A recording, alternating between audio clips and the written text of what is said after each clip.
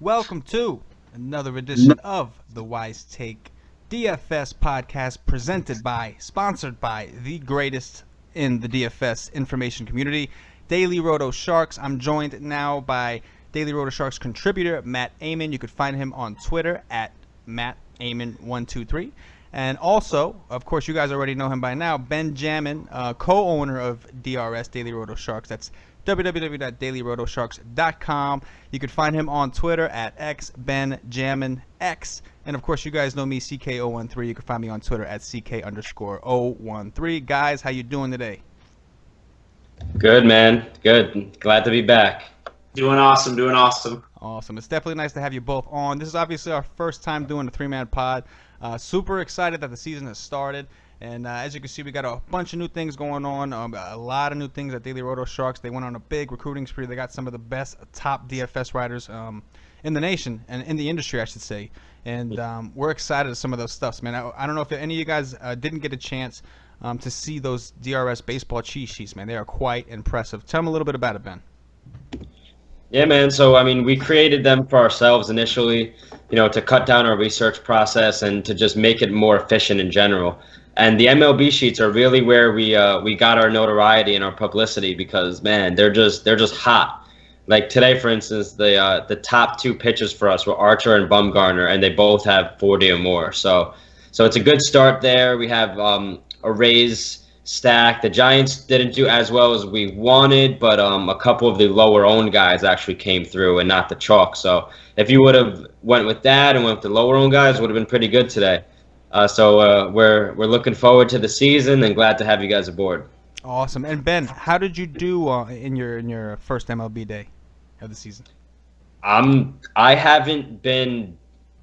been profitable so far in my winnings since the slate literally started, since Archer got his first out. Nice. So I haven't moved down at all really. I got Longoria home run. I got 27 from Kiermaier. I got a home run from Pollock. So it's looking real good to start. I still have Fowler, Diaz, and Zobrist left. So I still got a little bit of a hammer, and I always try to design my lineups in that way, just so I'm always moving up and never moving down. Hey, I love it. I'm loving it. Matt, how you doing today, man? How are your lineups looking? I'm doing good. I'm up a little bit, and I have actually a lot of Lester in the last game, so I will be rooting for him for not very many runs scored. I do want to touch on real quick though. Yesterday I used the sheets for the first time, and they're really, really good. Probably cut my research time down in half, which is really nice. Oh, nice. That's awesome, man. Yeah, that's what we're looking for. That's exactly it. And just so you guys know, and I know what we've been talking a lot about the sheets, but we're gonna because they're that useful. And especially for people, those of you guys who work full time and you go to school, look at a guy like Ben. The guy is busy. He's a busy man. He's very busy. Look at Matt, busy man, family man. You got kids, the whole nine. So you guys, if you want to play DFS, you can't do it without knowing your information. And these cheat sheets are so valuable because it's a one-stop shop for just about all the information you're going to need. And baseball is very research heavy. It's very numbers heavy. We spoke with Matt. Matt mentioned that he doesn't typically dive into the numbers too much. He typically goes off other information and tries to get a feel. He's a former poker player, so obviously he tries to get a feel of the field. And now, with the addition of these cheat sheets, he's got a combination of both. He can still play the field, but he's also, thanks to these cheat sheets, has the numbers in front of him to make those decisions. And it's just a great thing. Anyway, guys, I appreciate you guys coming on as always. We're definitely at Daily Roto Sharks. I'm telling you guys, this is where you guys are going to be. We got a great team. I was getting to know some of the other members we have on there, and we're gonna do some fun things this MLB season. Go ahead. Real quick, CK. If you purchase the daily, the weekly, the monthly, or the season-long sheets, we'll invite you to the private chat so you can speak with all of us all day long. That's really good. That's the Slack chat, correct? Yeah, the private Slack chat. Awesome. All right, guys. So I hope you're ready to talk some baseball. We've got a lot of games on Monday, and we're going to go position by position. I know Matt typically plays on DraftKings, and Ben typically plays on FanDuel, so we should have the best of both worlds kind of covered. But we're going to go position by position. We don't, and just kind of talk about some of the guys that stand out to you guys, to myself, and most importantly, let's have some fun, right? Absolutely. Let's do it. Let's do it. All right, guys. So let's look at the pitchers going tomorrow. Obviously, we got Kershaw, we got Syndergaard, we got Verlander. We got some studs. Obviously, it's opening day for most of these teams, so they're going to put out their best pitcher, just like we saw today. We saw Bumgarner, Martinez, and Archer, and whatnot. So we'll start with Matt, since you're to the left of Ben on the screen here. Matt, why don't you tell us which one of the what pitchers stand out to you tomorrow? Well, I mean, of course, Clayton Kershaw stands out. I mean, he's my favorite play for sure. I mean, the Padres this season might be closer to resembling a minor league team than a major league team. And so, yeah, I mean, last year he opened the season with the Padres, and I think he threw like 96 pitches and had 10 strikeouts, 1 hit, 1 walk. I don't know how many fantasy points that was, but it was probably a lot, and the Dodgers won by a lot. So, yeah, Kershaw is my favorite for sure. Do you want me to run down all the people I like, or? Yeah, I mean, if there's guys that stand out, guys that you're, that this kind of stand out to you. I know you haven't done all your research just yet, but go ahead. Yeah, no, I researched this slate pretty good, so I feel good about it. I mean, obviously Thor's in a great spot. The Braves stink. He's at home. I think people seem to think going into the season that he's in really good form, so he's good. I like Steven Strasburg a lot. He always has huge K upside. I kind of like John Gray a little bit. He had a huge game against the Brewers last year, and I think he's super talented. So at a cheaper price point, especially on DraftKings, he's significantly cheaper on DraftKings. I guess 400 less, but that's still decent. Decently. And then against the Mets, Julio Teheran pitched against the Mets 4 times last year and did well in all 4 starts. So I like him a lot too at much cheaper. Awesome. Ben, what about you? Which one of these guys stand out to you? Well, I mean, on first glance, there's not much not to like about Kershaw, especially going against the Padres. I likened it to Russell Westbrook going against Brooklyn on opening day. It's the chalk. He's the best pitcher in baseball. He's going against a Padres team that hasn't been good over the past few years. So that right there is definitely a nice boost for him. Then you have John Gray. I like him as well going against Milwaukee. He's just not that good. They're just not that good in terms of plate discipline. So they're definitely going to strike out a lot. And he's shown to be one of the better up-and-coming popular pitchers in the game. So I definitely like where he is in terms of the matchup. Syndergaard, I don't think you can overlook that. And then, hold on, let me just pull this up. Opening the Skype made my computer a little laggy. Okay, so then we got Strasburg. I think Strasburg's in a good spot. He's a little bit expensive, I guess, but playing Miami, and Miami is just not ever really that good of a hitting team. You have to watch out for Giancarlo Stanton and maybe Yelich or Prado, but besides that, I think those will definitely be my top 3. Yeah, I'm with you. I think you guys. I mean, I like we all 3 of us agree that it's Monday. A lot of these teams playing their first game, so we're getting the best pitchers that these teams have to offer.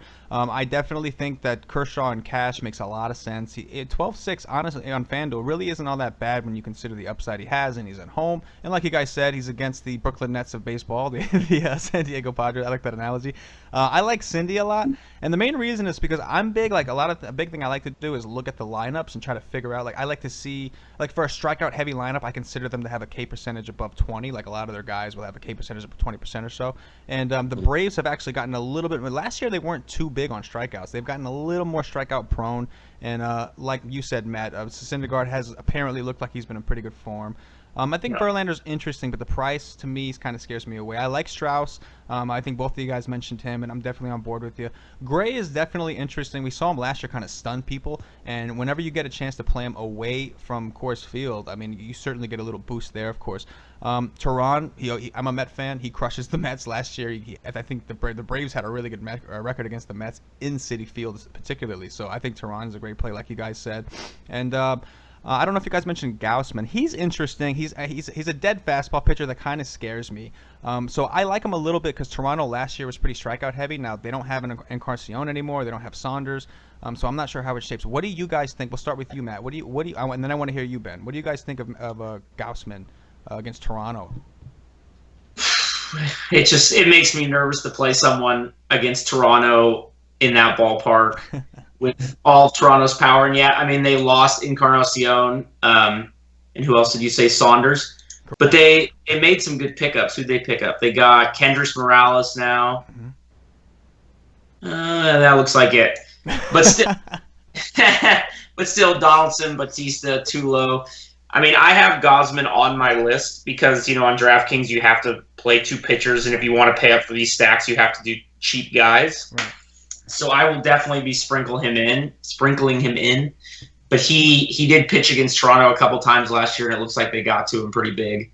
So that'll certainly make me nervous, but I will click his name a couple times. Okay, Ben, what about you?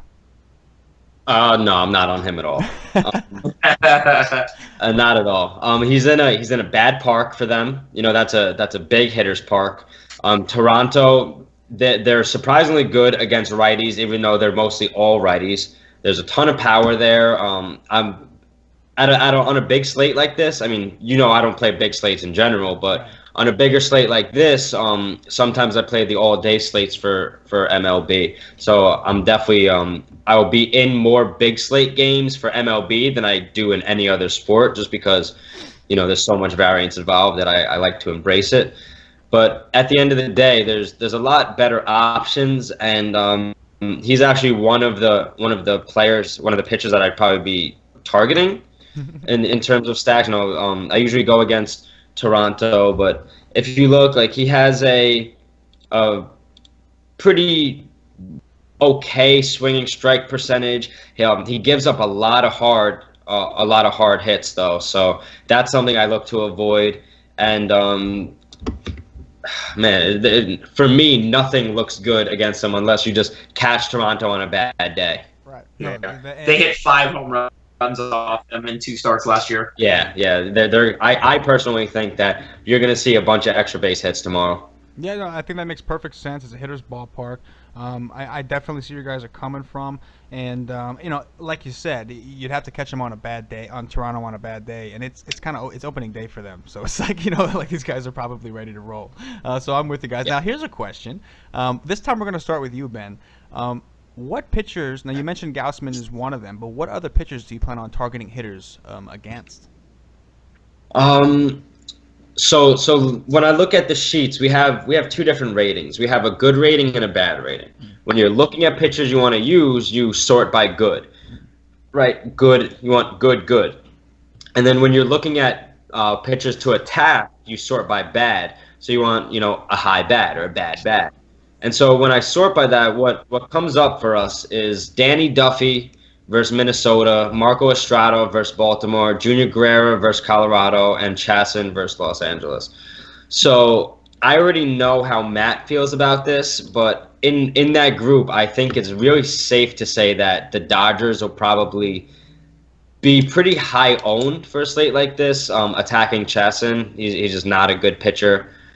So I know Matt likes that because he'll be all over the Dodgers, but yeah, Minnesota, since the beginning of last year, they really showed that they could hit lefties very well with guys like Dozier. Sano played really well. Park played really well. So you got some guys in that order that can attack. It's one of our top pitchers to target, but I wouldn't go full stacks with them. I'd probably do a few mini stacks and pick out my spots. So for example, like today, Tampa was at the top of the list, but they're not a team that I expect a lot of production from the majority of their team. So I picked my spots, and I went with Longoria and Kiermaier because they're 2-3 in the heart of the order, and then I get a couple mini stacks elsewhere. So teams like Toronto, where there's a lot of firepower, Baltimore, those are teams that I'll try to do full stacks and get as many players from those stacks as I can. But when you're stacking a team like Minnesota or something like that, you got to pick your spots and go with power. Yeah, I'm with you. Matt, what about you? Any pitchers you want to target against tomorrow? Yeah, well, first thing I want to say off the top is there's several games with extremely dicey weather tomorrow that you're going to want to look out for on both the pitching side and the hitting side. I was I was really bullish when I first looked at the slate on the Philly-Cincinnati game, but that game appears to have really bad weather and some chance of rainout even. So that's one thing to mention right off the top. But what Ben said is true. I love the Dodgers tomorrow. They're my number one stack on DraftKings and my number two on FanDuel. And also, I'm going to the game, so I'm on a lot of that stack. He's definitely stacking that. Yeah, he's stacking it every which way. I will have 50 stacks of that game, yeah. And Would you go on the other side and stack against the Dodgers? He said no. No, well, let me say this: if Kershaw wasn't pitching, I would, of course. I mean, if it was a good matchup for the away team, I would absolutely. Yeah. I mean, I'm trying to win money. I don't care if my favorite team wins. I mean, I want to win the money. Right, of course. You know what the worst is? Like last year, I'm a Met fan, obviously. Cologne was on our team last year. Every time I would look at the numbers, Cologne was a bubble waiting to burst, and he never bursted. And I would like play against him all the time, and like root against my Mets, and he would kill me. He would go 8 shutout innings, it's just like You don't go against Bartolo. That's just I like learned. you just don't do it. I learned. Man, He's my favorite guy to watch bat. I love to watch him do anything. Like if there was a reality TV show about him just eating food all day, like I'd be tuned in all day. Like he is one of my favorite people to watch. It's hysterical. Yeah. Anybody else, Matt? I really like the Nationals tomorrow too. They have a ton of firepower. They got a lot of lefties. There's good weather in that game comparatively to everywhere else. So yeah, the Nationals and the Dodgers are my two favorite for tomorrow. Awesome. So real quick, a couple of things that you can look at it, and one of the things I like to do is look at which pitches to attack and which have like high WOBAs and high ISOs. So our sheets break it down by hand. So when I sort by the starting pitcher WOBA. Against this hand against righties or whatever it comes out as, we get Philly lefties going against Feldman. We have Dodgers lefties going against Chassin, and we have the Toronto righties going against Gaussman. So those guys have the best like split matchups on a team basis. So if you're looking to stack, those are where you're going to find some nice values in there. I think that's a great point. I definitely think it's a great point.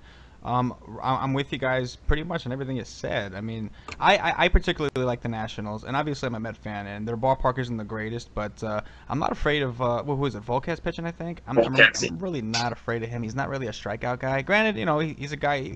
Listen. He played in the Royals Park, which is one of the worst hitting parks in baseball for how many years. So I'm not knocking the guy, but it's kind of like how with Tulowitzki, when he left Coors, everybody was like, let's see how good he really is. And like he's still good, don't get me wrong, but he's obviously not the Tulo that he was on the Rockies. So I'm with you guys. Yeah, I mean, I think that I think you guys pretty much have the guys covered. I mean, I have a little bit of interest. Even the Colorado-Milwaukee game, that scares me, right? Because both of these guys, like they're not, you wouldn't necessarily call them studs, but they can have some pretty good games. So that game, it could be even in the hitter's ballpark, they could surprise everybody's. But yeah, I'm with you guys. So are you saying you wanna attack that game? You want to use the hitters, or you don't use the hitters? First glance, when I looked at it, I'm like, oh wow, Colorado at Milwaukee, and they're playing in Milwaukee. I mean, it's probably not quite as good, of course, but it's a nice hitter's ballpark. But then I look and I remember last year, John Gray, man, these are two K-heavy teams, and I just, the more I look at it, the more I think about it, the more I'm like, maybe that could be a trap. What do you guys think? It's funny. On my sheet, I actually have both teams down as like my third and fifth favorite teams to stack, but I also have both of the pitchers on pitchers rotated too, just because I think both pitchers are really. Yeah, I mean, both pitchers are really boom or bust, and they both strike people out. Both teams strike out a lot, but both teams have a lot of upside in their lineup, too, for fantasy. Yeah, what do you think, Ben? Yeah. Well, I mean, first of all, I think we can't overlook how good John Gray was last year. There was literally a slate where it was raining, it was in Coors Field, and I used John Gray as my pitcher, and he did well. He went like 6 innings and like 5 or 6 Ks. So Away and at Milwaukee against a team that strikes out a lot, I think my initial exposure is to think to use him as a GPP play, and then look at some of the power hitters in that game.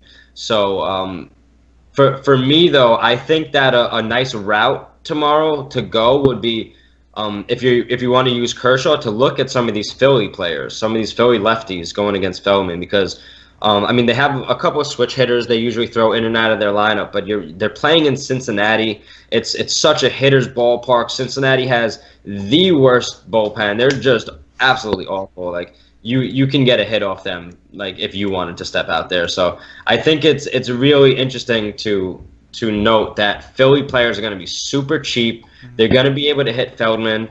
And I don't know how popular they'd be, even though they'd be like a really good value stack just because of where they're playing and the matchup they have. So I think that's a pretty good route if you wanted to start not a cash lineup, because you wouldn't want to stack them in cash, but at least a GPP base to start there. Look for a few guys like a Chris Coughlin. You know, he's 2,500 on FanDuel. So someone like that sticking in your lineup, you know, if he gets you 9 to 12 points, it's a really good start.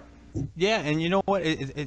Going back to what you just said about the ownership, and then going back to what Matt said about the weather, you could find them pretty low owned. If there's a lot of weather warnings, and we know how the weather could be, right? Like a lot of times, 50-60% chance of rain, and people get scared off completely. They just won't play them. But it doesn't necessarily mean it's going to thunderstorm. So yeah, I think you're onto something for sure in tournaments.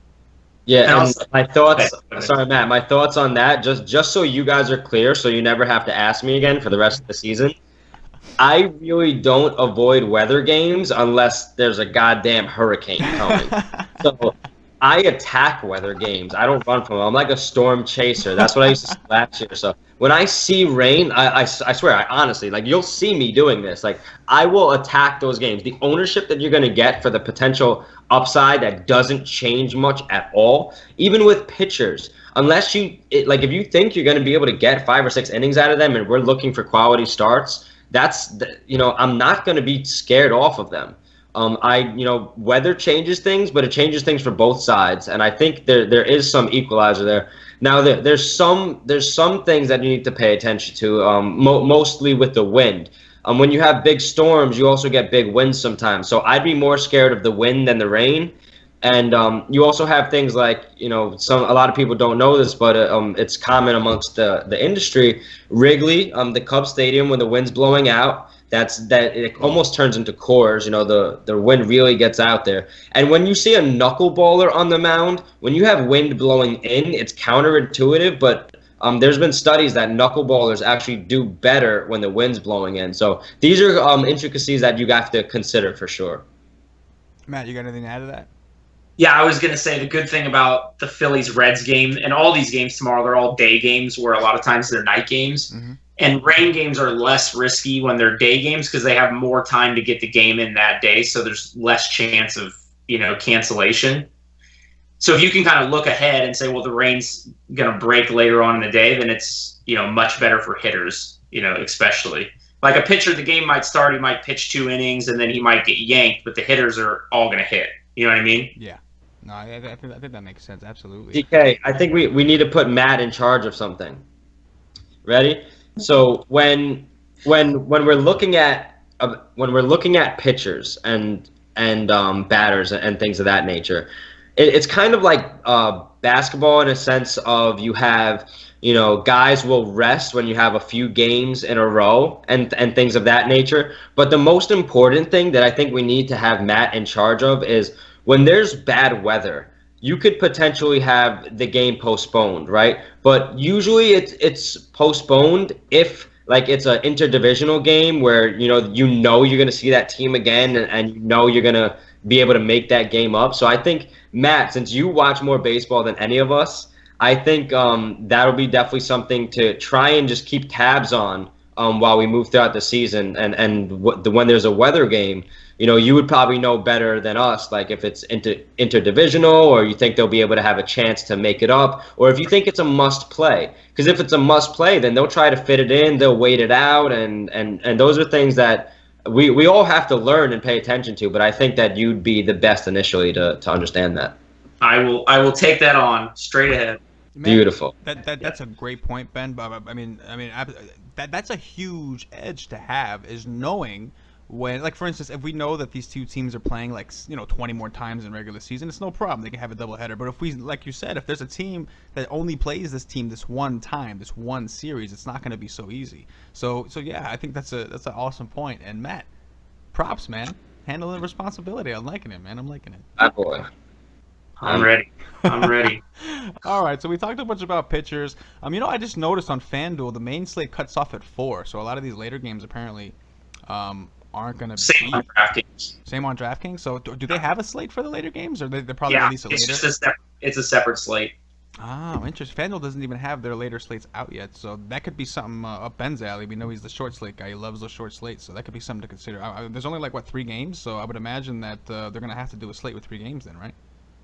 Man, I'm gonna be playing so many small slates on MLB that they're gonna run out of slates to make for me. Like, they're gonna have to start making 1-game slates, and I'll just pick up like a relief pitcher or something like that. And he'll still win.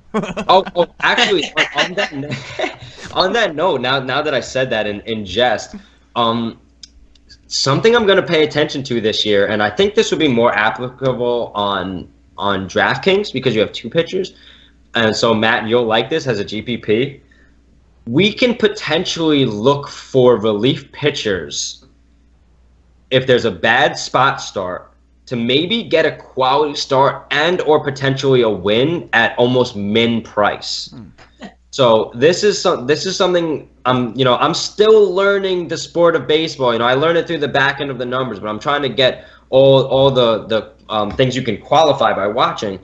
And I think this is something that we can potentially go against. And I'll be talking about a few more strategies that I'm going to be employing this year. But one of them is potentially looking for almost mid-range pitchers, or there's probably more on DraftKings, but to fit in some of those big bats and some real big stacks some days, if you can get a Kershaw and a min-price pitcher to get you some value, man, I think that's going to be something that you could really exploit on DraftKings. That's interesting. I did that tons of times last year. I love hearing that. I love hearing that. Awesome. Yeah. I didn't pick up anyone that wasn't starting, but I played many guys that were really cheap.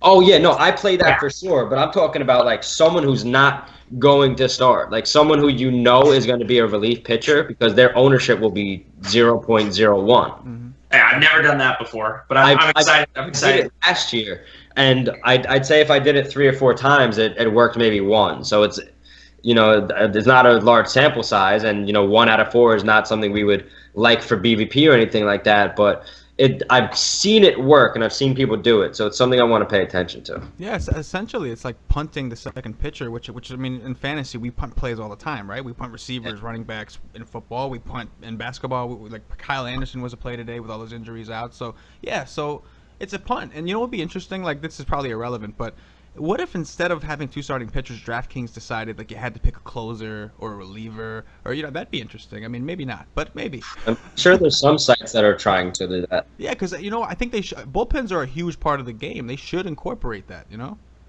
For sure. All right, guys. So we talked about some pitchers, and we definitely had a lot of fun. And you guys mentioned some interesting stacks, but I still want to get a little deeper on the hitting side. There's been some changes. I haven't even had a chance to really look at all the off-season transactions, but we've noticed a few. Are there any teams that maybe not necessarily for Monday, because we know it's going to be tough. All the best pitchers are going Monday, but just in general, are there any teams that you want to be ready for, to stack on the bats that you're excited about, hitting wise? I know I worded that really weird, but I take it day by day. Whatever the slate presents is what I'm going to do. I haven't really thought Edwin's on the Indians. I'm really excited about the Indians. I mean, the Indians are great, and I'm excited to stack them in general, but not necessarily because of Edwin. What was that? Makes me so happy, Matt. Edwin. Oh man, they're getting power at first base. I love the Indians. You're gonna see me fawning over them all year. I've been since 2014, man. They won me so much money my first year of MLB DFS at low ownership. I love them. I profess my love to Lonnie Chisenhall on Twitter. I tagged him. I tagged him. I said, please look at me. I love you. And Did he give you a like? no. Did he block you? Did he block you? No, he didn't block me. All right, He then didn't we're good, man. We're good. That's a Great. win. So you're saying there's a chance? Yeah. What about you, Matt? Are there any favorites teams that you got looking forward to, or like you said, you try to keep it kind of neutral? Yeah, I keep it kind of neutral. I mean, I'm just day by day.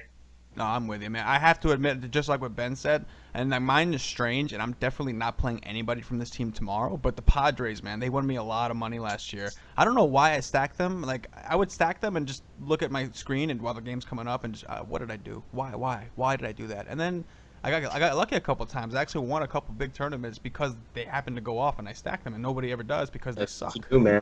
I'm sure you had Ryan Schimpf in there. And Yeah, Garrett I Yeah, was buddy. just gonna say that. Yeah, Ryan buddy. Schimpf. Myers, Yeah. man, Shimp, Myers. even Jankowski with the stolen base upside. I used to rock Yep. him a little bit too. That's a good stack. Yeah, for sure. I wouldn't do it against Kershaw, but moving forward, it's definitely something we'll look at. Oh yeah, absolutely. Yeah, so this is definitely an interesting approach. I was trying to go position by position, but like it's kind of tough because there's so many games, and then on top of that, like in baseball, we like to stack, right? So it's like we're all. I mean, I know you guys are tournament players specifically. I like to play cash, but like I know you. I play tournaments as well. They're more fun, of course. Baseball, it's all about the tournaments. That's where the fun's at. But yeah. So why don't we do this?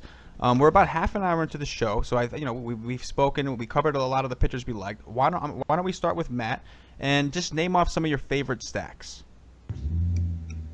My favorite stacks, so I mentioned the Dodgers and the Nationals, the Blue Jays and the Orioles, the Rockies, and then my super sneaky cheap stack is the Royals. On DraftKings, they're all dirt cheap, and I'm not an Irvin Santana believer necessarily, and I think they added Brandon Moss. Alex Gordon's going to be a lot more healthy than he's been. I always like Sal Perez is always cheap, and then Moustakas is back.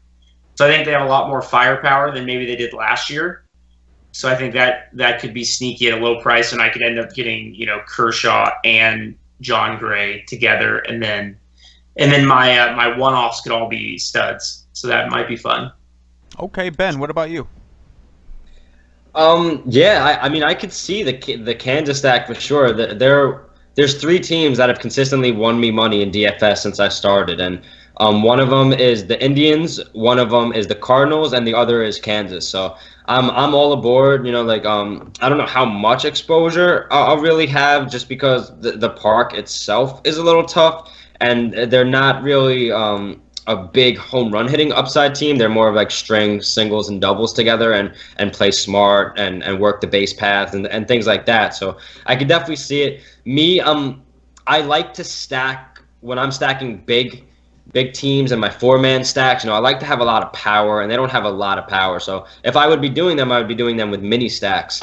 And that's just on what I think about Kansas. But yeah, I mean, I like Washington a lot. I think you could really attack Volquez. I think they'll be pretty popular as well.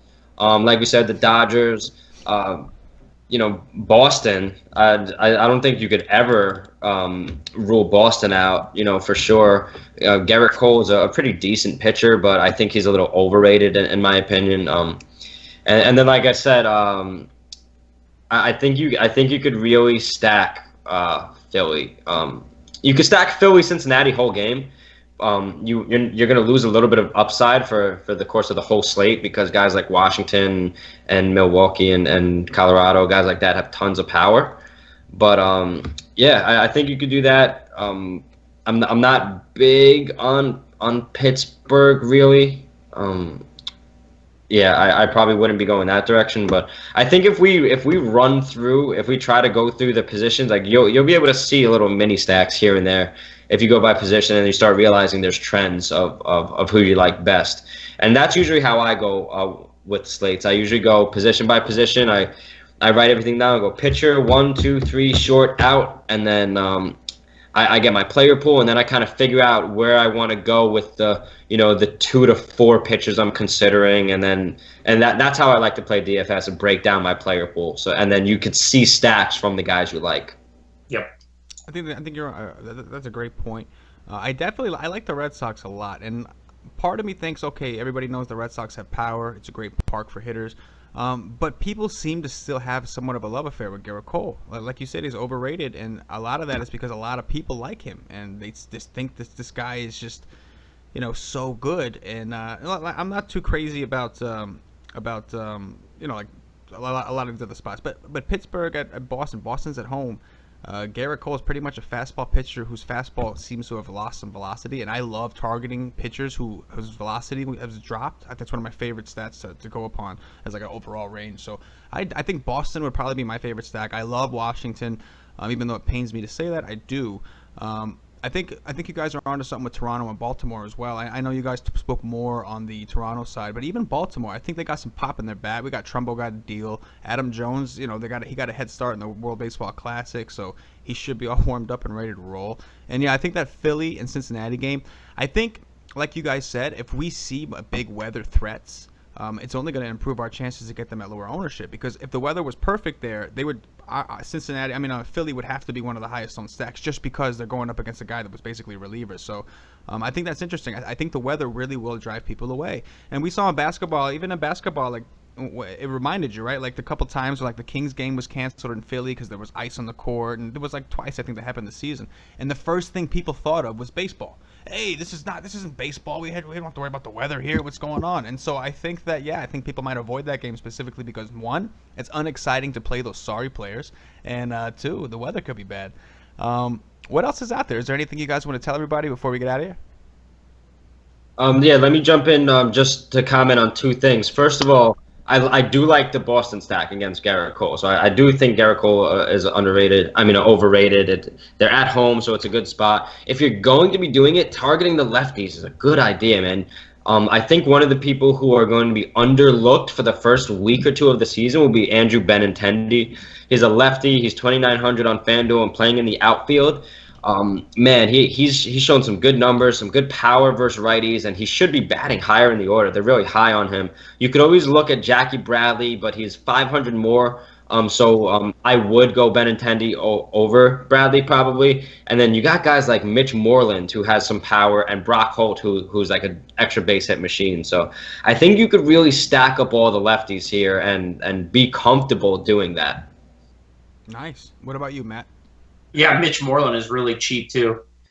Yeah. Go ahead. So, second thing I wanted to say, just because you mentioned it, and then I'll let you guys take the floor.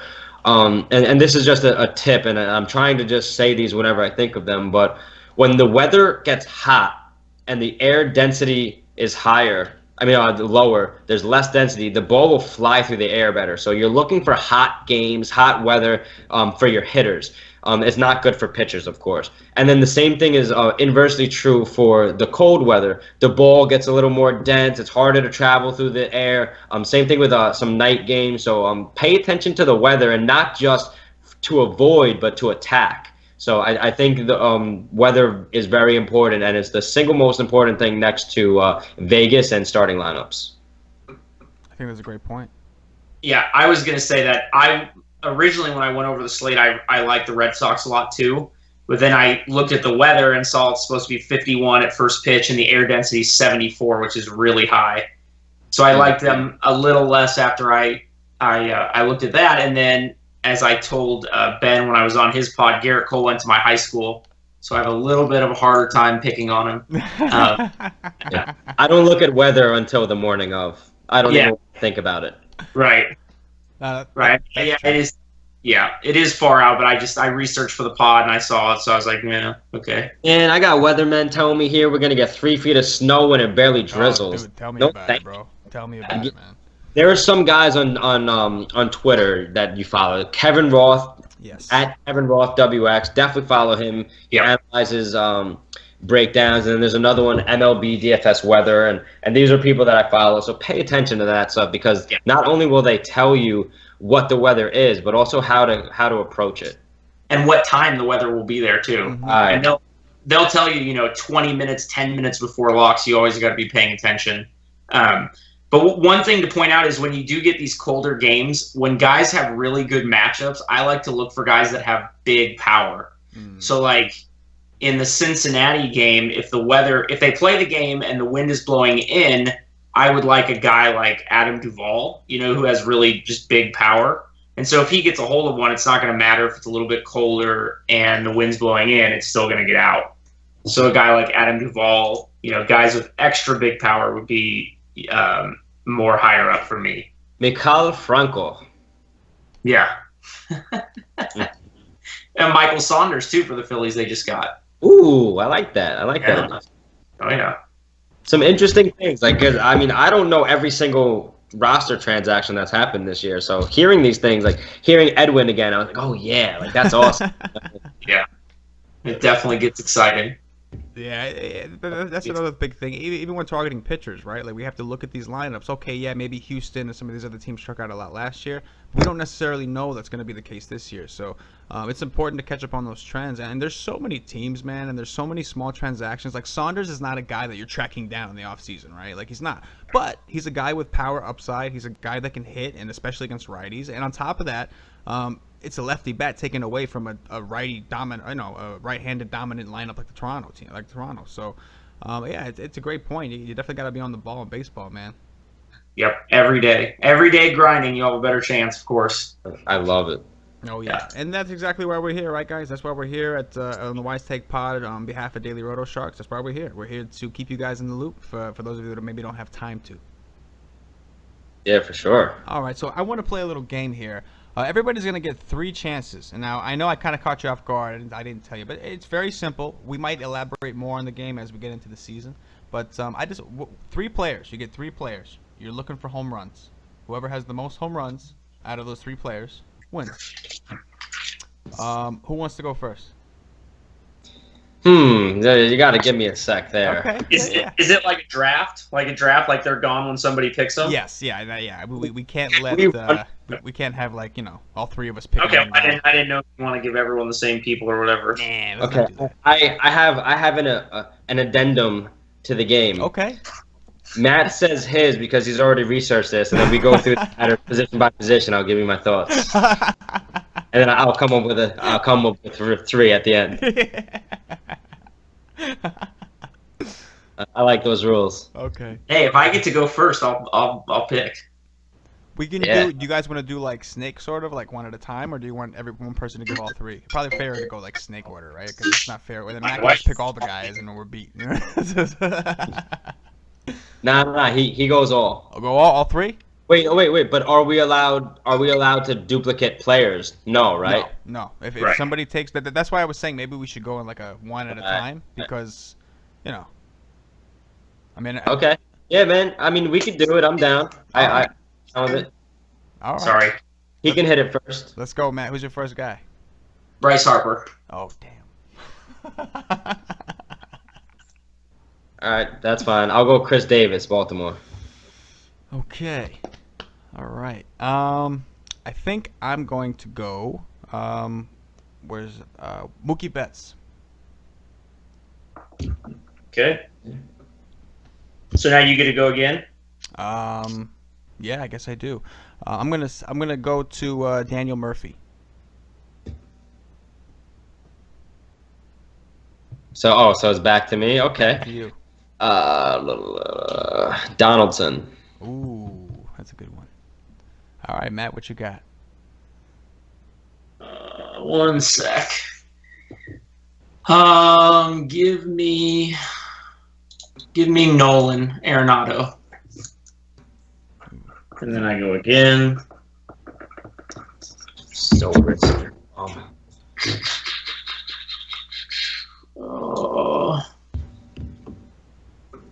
Give me Trumbo. Oh man, that was my guy. That's a good one.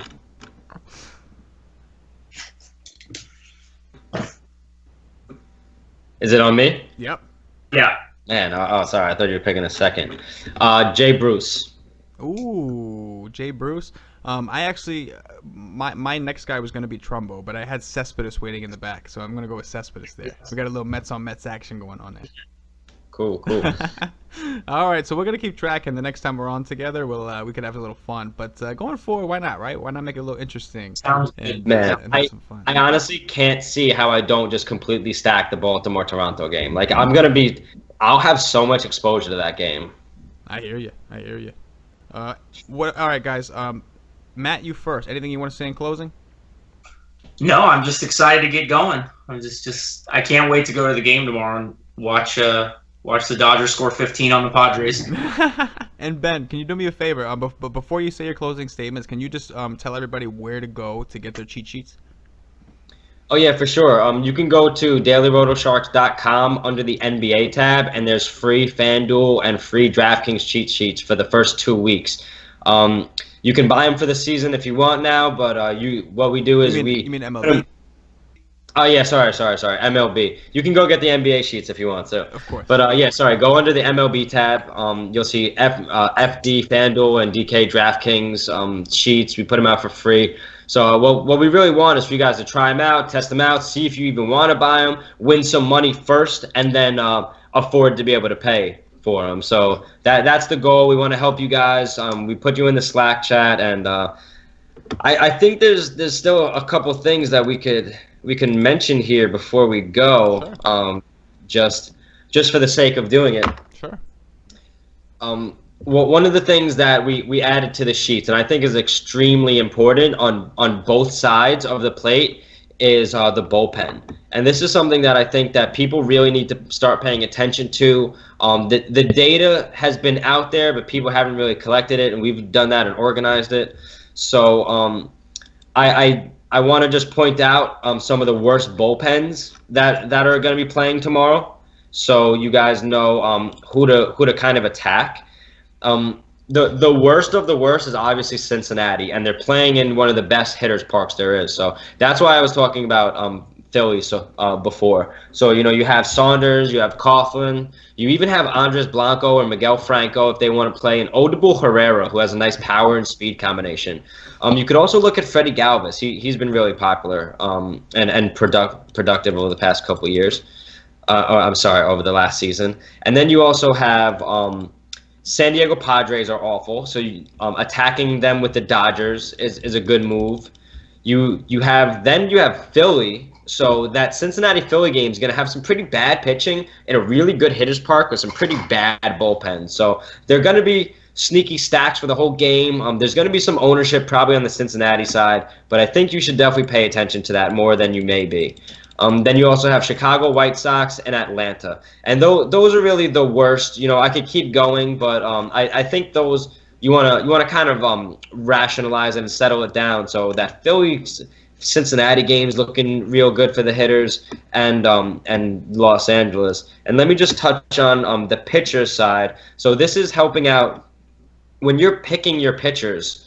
You want to be able to preserve that win when they get ahead, and you want to have a good bullpen. So the top bullpens are, for this slate at least, we have Washington, Los Angeles, Mets, Toronto, and Kansas. So when you're looking at the bullpens, I think it's important to pay attention to that for your batters and for your pitchers, and get our sheets because we have all that relevant data there for you. Ain't bad. That's awesome stuff. I think bullpen usage is definitely underrated. I think a lot of people do. They look at the starting pitchers and they'll stay away, and especially in tournaments, right? Like if you see an intimidating pitcher like a guy like Kershaw, and I'm not going to play guys against Kershaw. I'm just using him as an example. But matter of fact, we'll bump it down to somebody more realistic. Let's say Syndergaard, right? So you might not want to fade Syndergaard, but if you have a team that doesn't strike out a lot and is going to make Syndergaard work, maybe they'll draw some walks, and you think Cindy won't go past 6 innings. You're going up against the bullpen. Now, I know I think you mentioned the Mets have one of the better bullpens, so maybe not the Mets exactly. But if you find what about the Tigers, right? They typically have a pretty rough bullpen. So if you got Verlander going, yeah, they're middle of the pack for sure. Middle of the pack. So if you have the cheat sheets, you'll know exactly which bullpens you want to target. So if you got a pitcher, you might not want to play against them. Keep in mind that if you think the team is a team that can at least make him work and at least get him out of the 6 in tournament plays, you're going to play guys that nobody else is playing because you're not targeting Verlander. You're targeting that bullpen, right, Ben? Yeah, for sure. And I think we can have Matt actually elaborate on this because as someone who likes to watch the games, can you comment on the role of relief pitchers. So maybe the long relief, the guy who's in between the starter and the closer. So how does he impact the game and the batting order that he'll be facing? Well, he impacts it a lot. I mean, generally the bad starting pitchers only pitch 5 innings, so you're getting 4 innings of other guys, and a lot of times those guys aren't very good either. You know what I mean? And if you're picking batters that are in good spots against the starter, and then they're facing a bad bullpen, you're also generally going to get the bad part of their bullpen. So you're just kind of like double whammy. Like the bullpens are very important. Wins and losses. Explain the difference between what type of pitchers are used when a team's up and when a team's down. So when a team is up, especially when it's a close game, if they're up by less than 5, they're going to use their best pitchers, their best guys in the bullpen, their setup guys, the guys they trust more. And then in the 9th inning, of course, they're going to bring in their closer when it's within 3. So yeah, when a team's up, they're going to bring in all their good guys, and when they get way down, they bring in the worst pitchers on the team.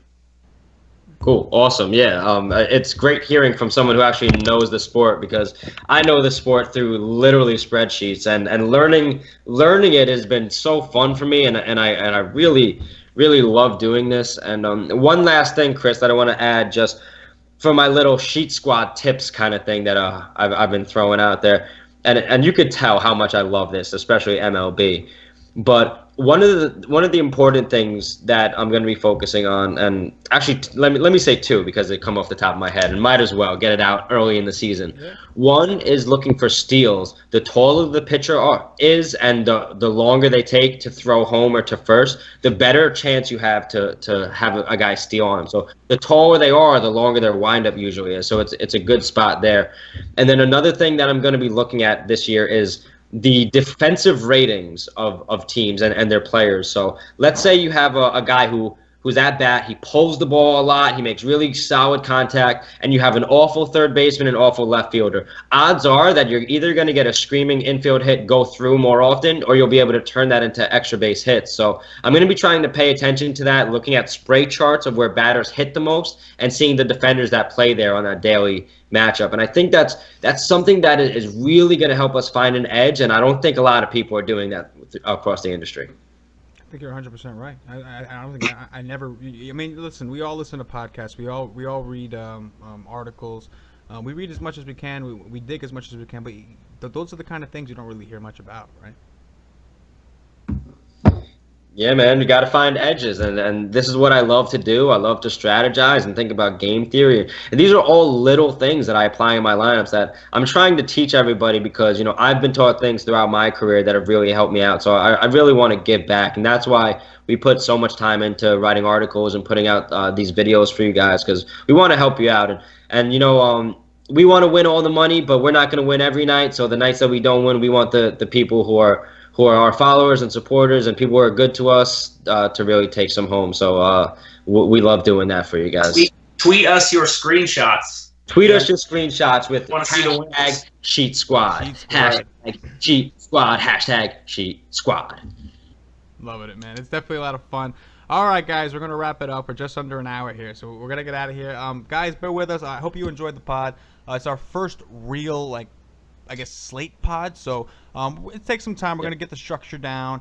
I threw some good things at these guys that they weren't expecting, just to have a little fun here. But we're going to make these. It's only going to get better from here, and I'm sure that you guys can listen, and you could definitely see the value in guys like Matt and Ben and myself. And we're going to have a lot of fun over here at WiseTake, and of course at Daily Roto Sharks.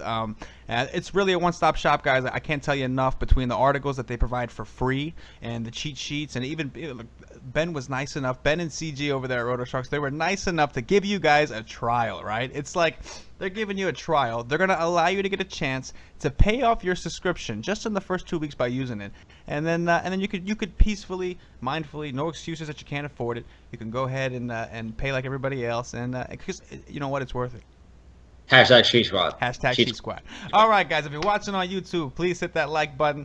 If you're subscribed to the channel, of course. If you're listening on Podbean, give us a follow. If you're listening on iTunes, please subscribe. It means a lot to us. And most importantly, somebody please write a review. I know we get a lot of downloads on iTunes, and none of you guys are writing these reviews. We need some reviews. We need to bump up those charts. Don't be greedy. I know once you discover us, you want to keep us to yourselves, but that's not nice. That's not what we're here to do. Share it. Yeah, sharing is caring. Share it. Tweet. Share it. Share Post it, up tweet it. pictures on your street. Mention us on Twitter, and don't forget, hashtag Sheet Squad. Ben, one more time. Hashtag Sheet Squad. Matt, one time. Hashtag Sheet Squad. All right, guys. There we go. All right, as always, guys, good luck. Thanks a lot.